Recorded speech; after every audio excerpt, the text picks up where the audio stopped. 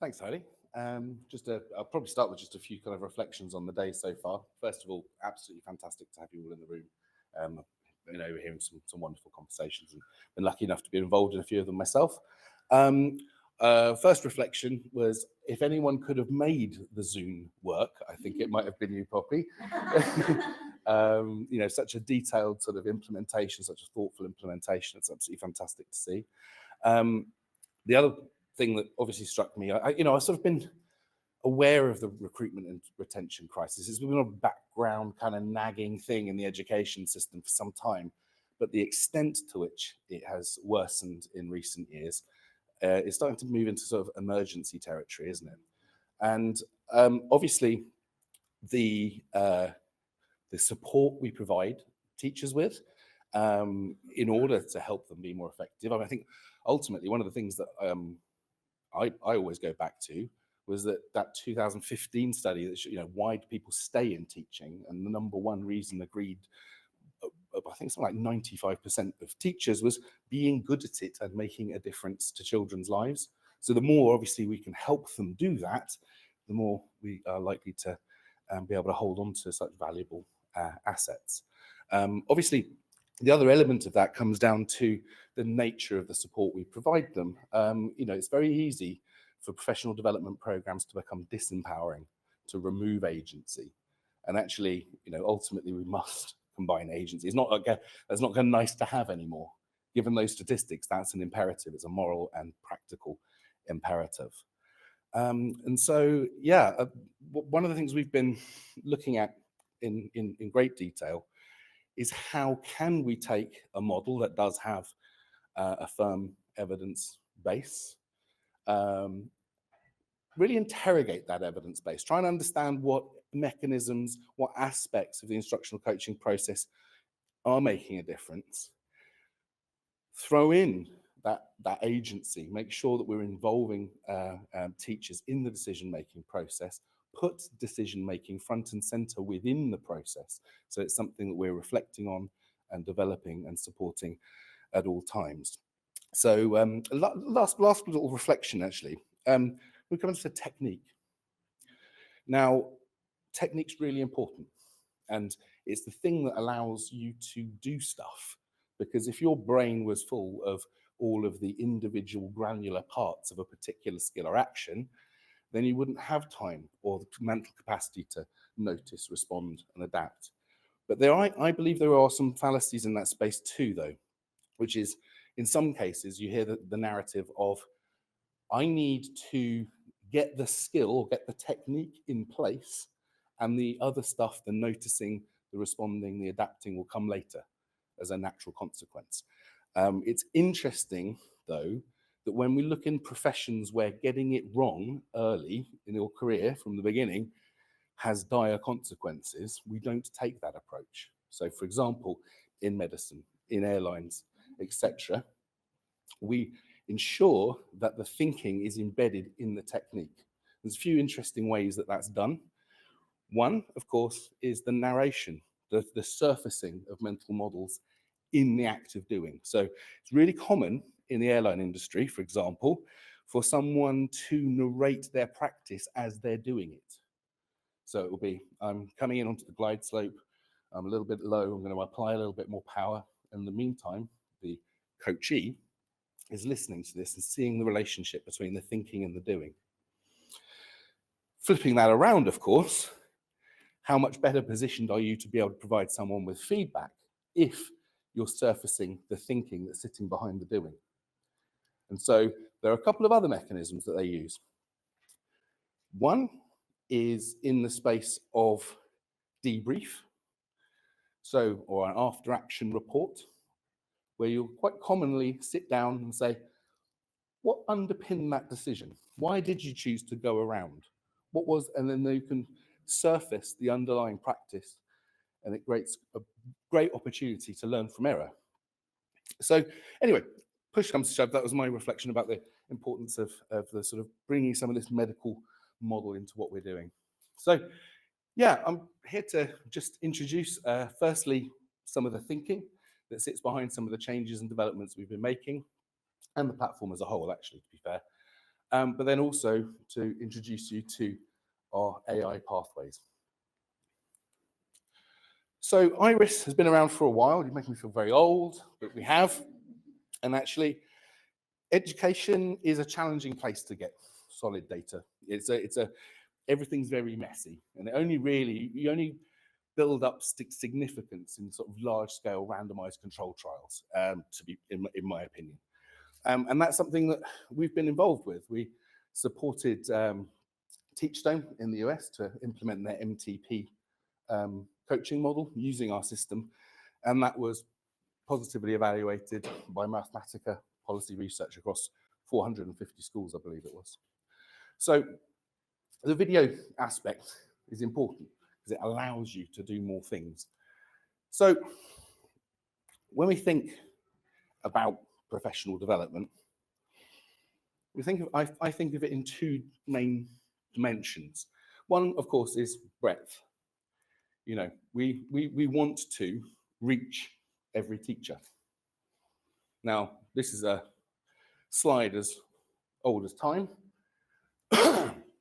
but we do know that the reason we want to reach every teacher is because teaching really matters. It really matters to outcomes and the life chances of young people. It's the largest controllable factor, is what I tend to. You can't do much about student prior characteristics and prior attainment, but you can do something about the quality of teaching. And again, the reason we want to reach everybody is because that effect is cumulative. You want an unbroken chain of great teaching because it adds up. But one size doesn't fit all. We can't take the exact same coaching approach or the exact same professional development approach with everybody. I mean, not least because, with lots of different stages one might be at within your career, but also different levels of domain expertise within that space. And the approach you might take, obviously, with an ECT might be very, very different to the one that you took with an experienced teacher with an existing mental model and existing fluid skills.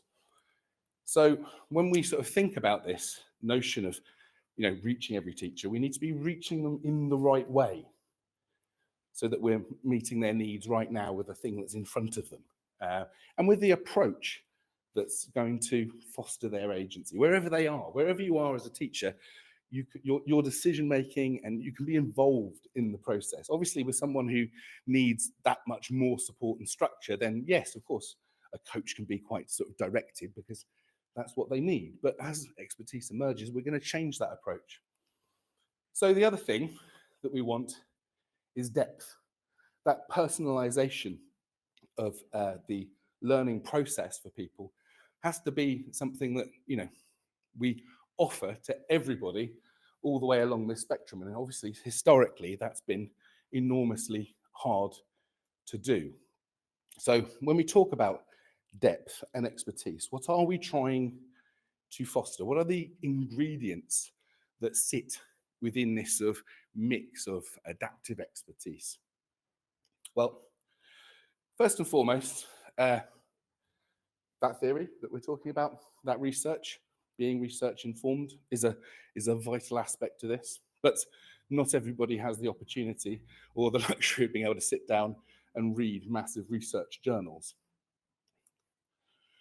We also need those techniques, as I was saying, that vital sort of underpinning of a fluid technique that frees us up to be able to notice, respond, and adapt.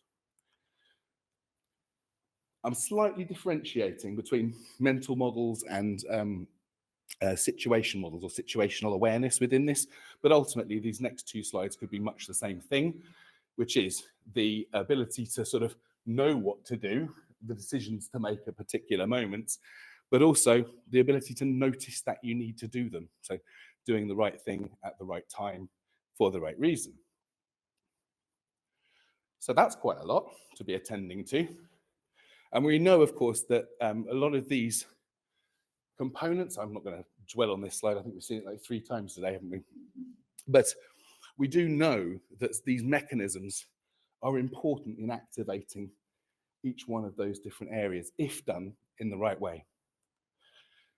So, breadth and depth. Do we ever get it?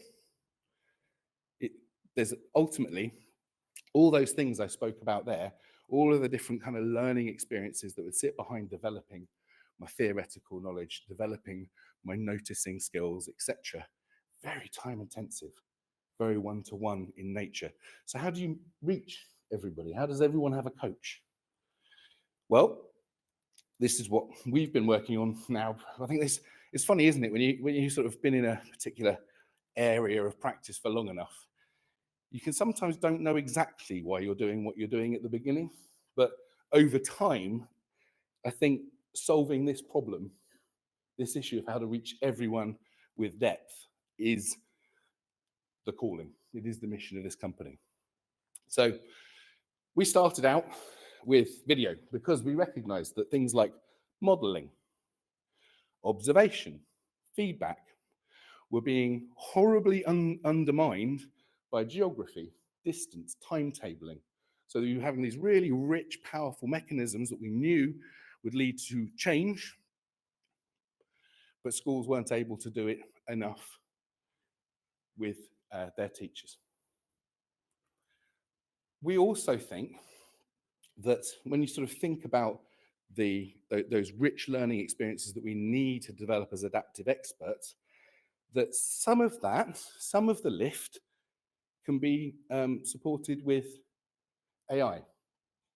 Now, AI is obviously, it's a nascent technology. We don't know exactly where it's going, but even now, it's able to take a look at a broad sweep of a lesson and identify interesting characteristics of it or emergent themes from it that can fuel really effective conversations.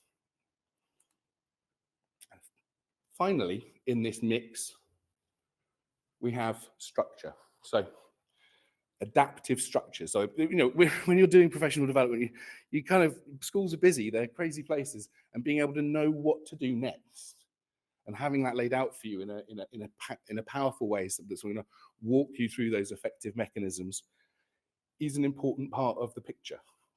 So we think video with AI and structured pathways of learning will enable us to reach every teacher. But ultimately, all of this, you could do all this and not be in service of effective professional conversation. And that's not the approach we're going to take. We're using all of these tools to free up time to have meaningful conversations within and between schools. And so ultimately, professional development, progress, reaching everybody is about freeing people up to have more meaningful conversations more frequently. So what I'd like to do is just give you a quick overview of how we're looking at doing this. Now, bear in mind, what I'm going to be showing you today is, what I'm going to show you today is very, very new, as in I'm actually showing it to you on our development platform. So anyone who's got any sort of background in tech is immediately going, ah! Because all manner of things can go wrong when you're demonstrating something on a dev platform. But I thought it was exciting enough and we got it close enough to be worthy of showing you today.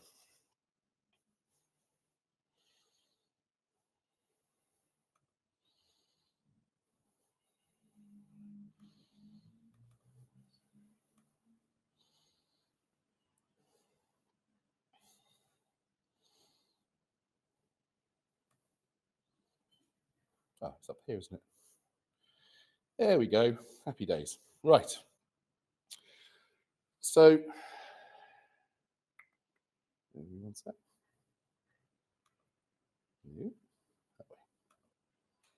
Fantastic. Fantastic. Finally got there. I work in IT, me. Anyway, so don't really know where to start exactly with this. I want to show you an AI coaching pathway. So what this is doing basically is laying out a sequence of steps for coach and coachee to go through together. But every teacher's different. We want to reach them with their specific needs. So the pathway adapts as you're using it.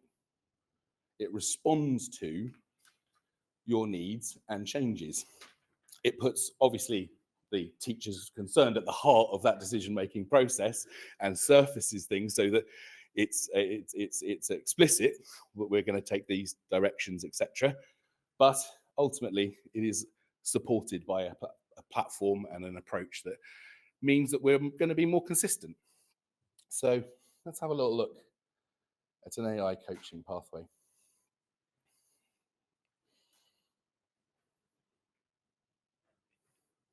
The other thing about a dev platform is it's a bit slow. Right, you can't see that, can you? Is that all right? Kind of. Yeah, not brilliant. Okay, well, what you can't see, because it's sort of a bit grayed out, is there are different steps along the side of this pathway. So record and analyze, select and read, deep dive, and then learn and examine, agree a goal. You recognize this bit, right? So down here, learn and examine, learn, model to learn from success and examine a challenge, agree a goal, and rehearse, nurture. And next, I've added a bit. So that's the sort of coaching meeting. That's the structure of that. But what's this stuff beforehand? Well, this stuff is about saving time in that meeting, about adding richness to the conversation in that meeting. And it's using fairly extensively AI to support doing that. So first things first, record a lesson and submit it to the AI insight below. So as you know, with Iris Connect, you can use an app, record a lesson, it saves to your account on the Iris Connect system. And then from here, you can select it and draw it into the AI pathway. So once it does that, it's been preset to do some, what I hope are fairly useful things. So one is it infers what it feels like the teacher's learning intentions were from what it sees in terms of the evidence of the lesson. It also then provides an overview of that lesson, so it just breaks down physically what happened. It identifies what information or where within their learning students would need to be able to access this content meaningfully. And it also predicts or suggests where you could go with this. So once this learning is secure, what is it preparing these students to be able to go on and do next? Yeah. Is that based around sort of national curriculum or examination specifications? It's broadly and tangentially to do with the national curriculum, but as soon as we sort of tied it down really rigidly to it, we started getting some nonsense answers. So it's broadly aligned with that, and we hope it will be something that will be applicable in lots of contexts as well. So I think GCP is very, very good at knowing what you might need to know. Yes. Next thing is it's pulled out an overview of the different phases of this lesson. Sometimes it gets it around the other way and a bit of modeling happens before, all that sort of stuff. But broadly speaking, it pulls it out and gives you a description of what was happening. As a coach now, who's also a member of this pathway, I'm no longer faced with that dilemma. The one that runs, I've only got 15 minutes, so I'm going to observe for 15 minutes. And then when you're observing for 15 minutes, you don't necessarily know what the antecedents were, what happened before, what were the consequences of what you saw, etc. This gives you that opportunity to use those 15 minutes to go and have a look at what the do now activity looked like.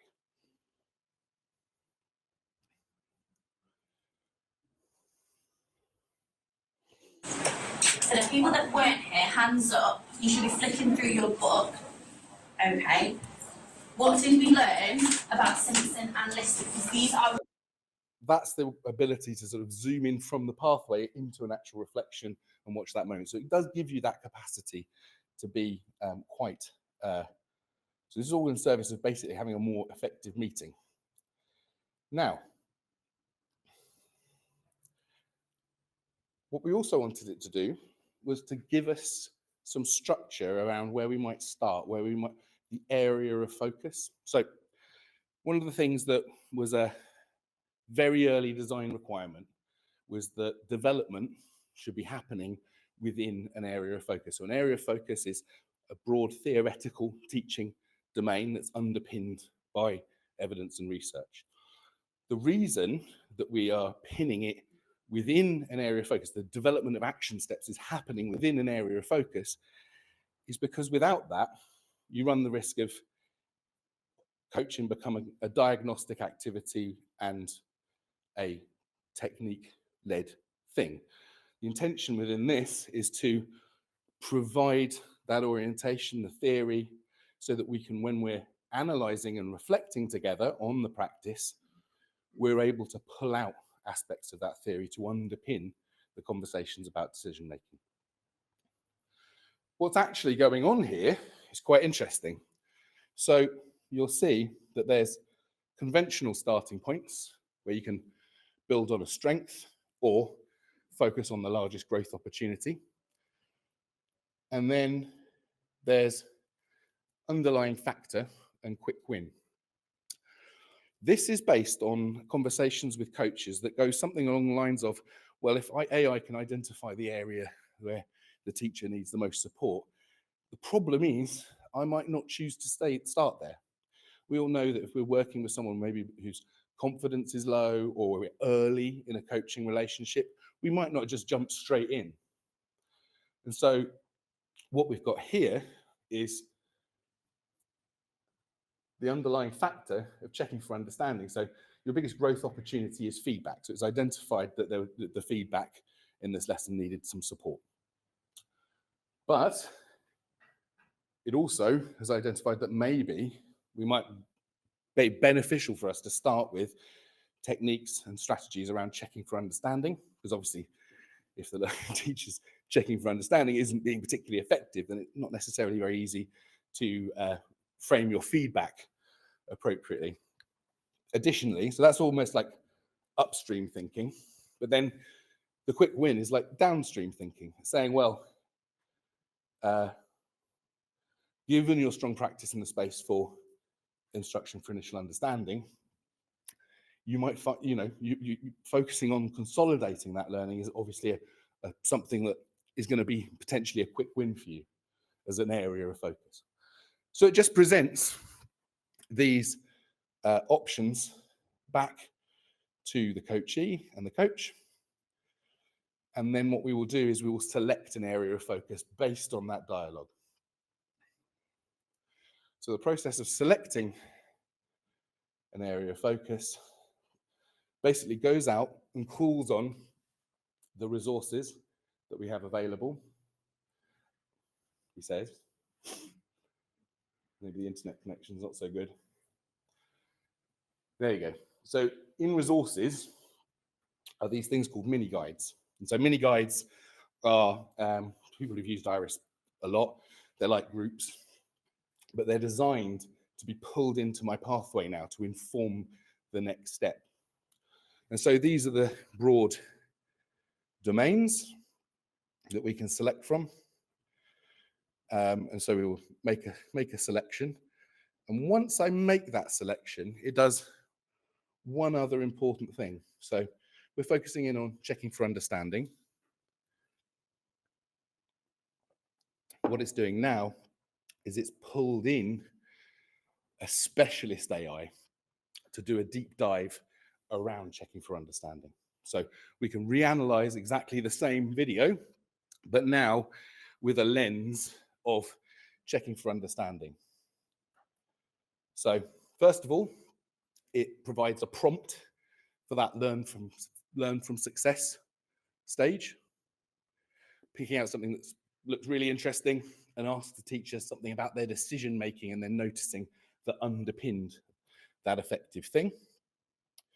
It's then identifying against our sort of list of techniques that we could be working on together, moments where either it could have been used or was used with a description and discussion around it.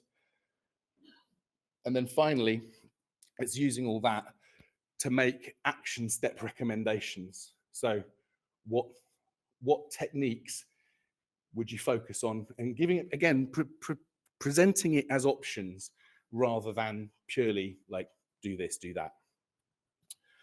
So this coaching meeting is now informed by the coachee having reflected on their practice in some specific areas, conducted some pre-reading in an area that's aligned with their priorities, put the decision-making aspect of this more in their hands, and they've got a sense of, well, the coach has had the opportunity to observe that lesson remotely, being able to zoom backwards and forwards and identify interesting themes. So hopefully this 10-minute process is going to make this hour-long process so much more effective and so much more focused on dialogue and reflecting on decision making and reflecting on noticing.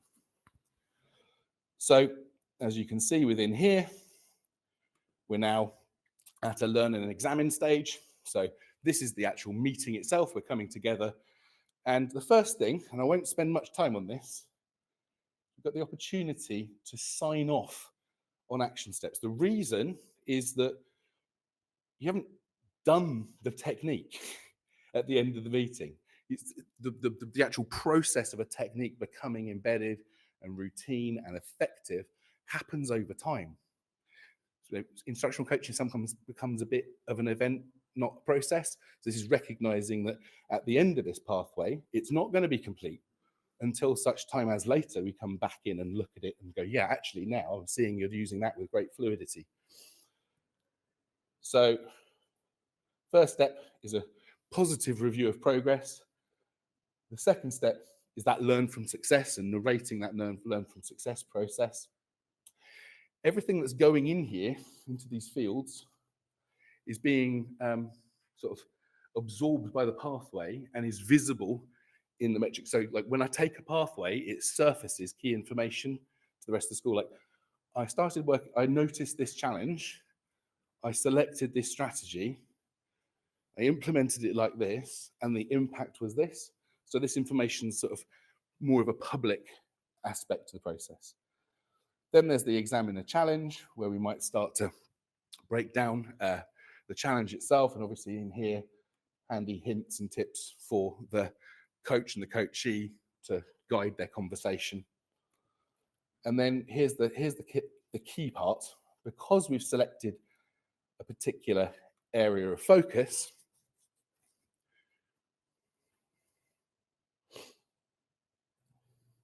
we're able to provide people with a map of the pedagogy here. Sorry, it's a bit difficult on this computer. There you go. So we can actually now start to explore together as part of the coaching conversation, diagnostically working our way through to find an action step that's going to be beneficial for us. Finally, in this space is the part where we actually embody that action step meaningfully. So when I click on this, it's going to present me with the techniques that are associated with this area of focus. So we didn't really do a massive deep dive on that. Which one would you like me to pick of all of the techniques associated with what we're in? Checking for understanding. What's a good one? Okay. So by selecting that, it's going to, again, pull that resource into the pathway for me, which is down here. And each one of our technique guides is broken down into an overview of the technique, a model, and a rehearsal activity, or a suggested rehearsal activity that the coach could very easily, bring more value to, more richness. So this is the overview of cold call. So this is short enough for us to be able to discuss it in the meeting, is the intention. So we've got cold call, what it is, its desired effects, the problems or challenges that it addresses. And then we'll have a video model. So got a few projects underway to actually illustrate these from two perspectives. One is from a completely decontextualized model, and the other is to show examples in practice. One thing that we hopefully will be able to do shortly is make that examples from practice from your context, from your school. But this is why Sarah hasn't seen the light of day for the best part. In this video, I'm going to show you a model of the technique cold call. If you're experiencing problems such as, I really need a sample of what students know, then this technique could be for you. Remember, you can copy the model you see, but you'll probably want to tweak it for your context. If you do decide to do this, try to stay true to the features that we think make it effective.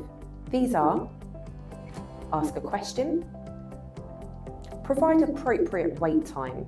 This will depend on the challenge of the question for the particular student or students you want to ask.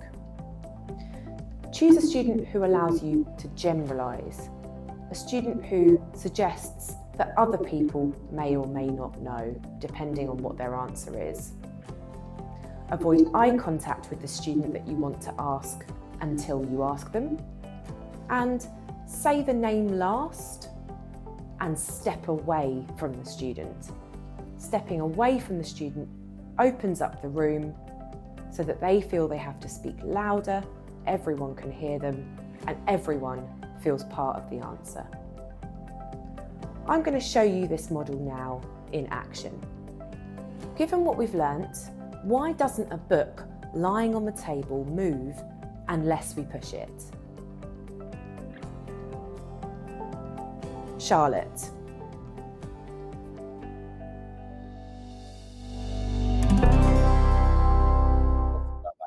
I feel like there's something about the vibe of the picture-on-picture that's got sort of like an AI-generated quality in itself. I'm wondering if we can just take that and have you doing all the techniques. Anyway, so yeah, hopefully that gives you then a really great foundation for the next step of this little mini guide, which will be the rehearsal activity. The first part of that is a reflection on the model that you've seen. So a discussion of the model. So things to consider, and then in here, some key take-homes that we must make sure we capture in that conversation, and then a suggested practice activity that we can undertake together. So finally, there's this sort of nurture and next piece, which is about the conversations necessary to planning, how are we going to fit, what other resources do you need, all those sort of things. And we're going to create our pathway for our next coaching interaction. Down here is the sign-off that we'll come back to in the learn and examine phase of the next meeting. So you've got the opportunity then to say, yep, I think that practice was secure. So we can come to here, click on that. Hopefully this works. I'm sure it works. Why wouldn't it work? There we go. So we're now actually back in the previous part of the process, and we've got the opportunity to now sign this technique off and say, yeah, that's secure, and that's visible across the organization. So the key thing about pathways is that, yes, you're providing that structure. The AI is there to mean we can get on the same page more quickly and have richer conversations. It's not there to give teachers feedback or to make judgments, etc. One of the nice things, just to show you though, as a leader of an organization, using our pathways generally, but also specifically our AI pathways, is it does give us this rich information across the organization about the overall areas of focus that people are working on, the specific techniques that are being refined for context, the overall progress through the various pathways of learning. And just to say, over here on the left-hand side, that was a coaching pathway, but there are also self-reflection pathways, as Poppy spoke to. There are also collaborative pathways where we can bring teachers together into a collaborative group and work with them over time on a shared or common goal. And then finally, what you get is that overview of an individual cycle of coaching. And you can see here that it's surfacing the key information that we need to be able to have a conversation about progress and to be able to celebrate that progress as well. So yeah, that's the system in a nutshell. But I'm very, very excited to take some questions. Yes. Sorry, just you know the bit where you submit video and then it generates the stuff. Is that what the coachee would do in advance to prepare for the meeting, or would the coach and the coachee both sort of go through that process? It's a fab question. We've left it flexible. So the idea is that, yeah, with a experienced teacher or someone with good domain expertise, you might say, well, you choose the area of focus independently. Or with someone who needs that a bit more support, there's a sort of discussion forum there for them to say, actually, I think maybe we should focus on this. So it gives us one way or the other. One last thing I didn't mention about those pathways is they're completely adaptable. So what you've seen from us is the template, but you can change those because you might have a different amount of time available for your coaching process. You might have different priorities as an organization. So those content guides, the things that came in around technique, the areas of focus, all completely adaptable. The individual sequence of steps associated with a pathway, again, completely adaptable. Yes? Very new to this. So I've had my first go filming myself about 3 weeks ago. And then I was watching celebrities trying to get out of the jungle as I was sort of reviewing the lesson and typing some comments. I just thought it's quite therapeutic actually, just go through and go, why did I do that? All different. Then I found the AI pathways and I ran it through and I was amazed with what it came up with. I was wondering, does it take the comments of my reflections in it? Not or yet. does it just, so it just purely takes the transcript from the lesson? Yes, but we want to make it so that it also takes, for example, information from you, because at the moment it doesn't know how young the learners are, it doesn't know what they've learned before, so it approximates what the cognitive load might be. So the AI works with absolute independence from at the moment. Person. At the moment, but we do want to personalize it down so that you can actually get into. I was really amazed with what it analysed and why it said that was. Was it Rosenshine's principles and structure? Well, I did key moments first of all, and then I ran it through all four moments, and each of them I found really quite intuitive how it came up with it. Does hallucinate sometimes. This is actually one of the other things about this, that AIs hallucinate. It's a thing. They do that. With the way we've structured them, we've tried to reduce that all the way down to the point where it's useful. But one of the things that we'll have to sort of narrate constantly with teachers is that's going to happen occasionally. It will come back and say, no, you didn't ask any questions in that lesson. I'm like, what? It does do that sometimes. Run it again and it'll probably be okay. What you don't want is that culture of like, oh yeah, no, it doesn't work at all, because it's not perfect, therefore it's useless. Exactly that. It's definitely useful. It stimulates educational dialogue between professionals. Yeah. And that's why we have, and because of those nuances, it's why we haven't focused it on giving teachers feedback or making deterministic sort of decisions about things. And I don't think actually we would want to do that as a matter of principle anyway. But the tech's not there. If you see an AI tool saying that it's capable of doing that reliably and well, they're lying. So it's definitely good at framing up good conversations, definitely good at recommending things and noticing things. Yeah. With regard to the metrics, if you're in a multi-academy trust, can you have a trust dashboard and a school dashboard? Yeah. And you can choose what you want to surface up from there. Also, at a large scale, like a multi-academy trust, we could build an API integration with your other CMS or data systems. So you'd be able to sort of pull dashboards of data, diced and sliced however you wanted. One thing I haven't mentioned is, obviously I've shown you the video and I've shown you the AI, but I also hope that you think that there's some intrinsic value in that learn model, is in engaging with the areas of focus, the content associated with that, and then the learn model itself, incorporating action steps, etc. So we think that respectful, empowering instructional coaching is so important, and so important right now, that we're making that free for any school. So you'll be able to use the pathways, obviously not the AI, not the video, but the part, if you're going to go through it manually and observe lessons, there'll be an observation pro forma in there for you, etc. I know that schools are, challenging environments now, and it can be quite challenging to buy things, but it doesn't mean we can't engage with, you know, effective coaching. So the coaching part is free, the content part is going to be part of that, but obviously the video and the AI is the stuff that you'll still be paying for. But yeah, any more questions before I wrap up? Yes. Just one about the data that you put out there into AI. Yeah. I know the data of our videos is locked down, very tight, but once you ask an AI engine to start analysing, so we've had a lot of concerns of working parties about if we're using AI within school, and if students' names are on documents that you're sharing for it to analyse, that's then out there. Yeah. So we're saying no, but with this, you've got video material that an AI engine is. It's not looking at the video. It's the audio. It's the audio. Okay. So it's picking up a transcript that's sort of pulling out the PII. That's a really. Yeah, and it's you know, the in time, of course, the potential exists to submit images, etc. But those will be run through our anonymization filters too.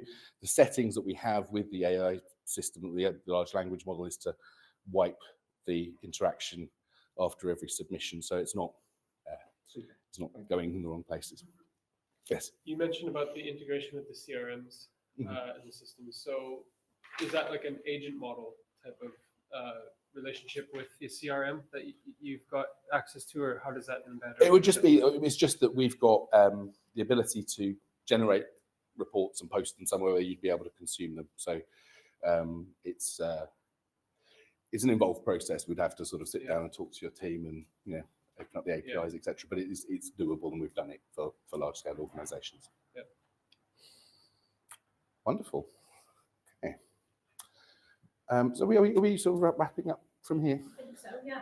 Well, I can't thank you enough for joining us today. Hopefully what you've seen is exciting. I know it makes me excited anyway, but then I'm a massive PD nerd, so shall I hand over to you, Helen? Just Yes, you closing can do. remarks? Yeah, no problem.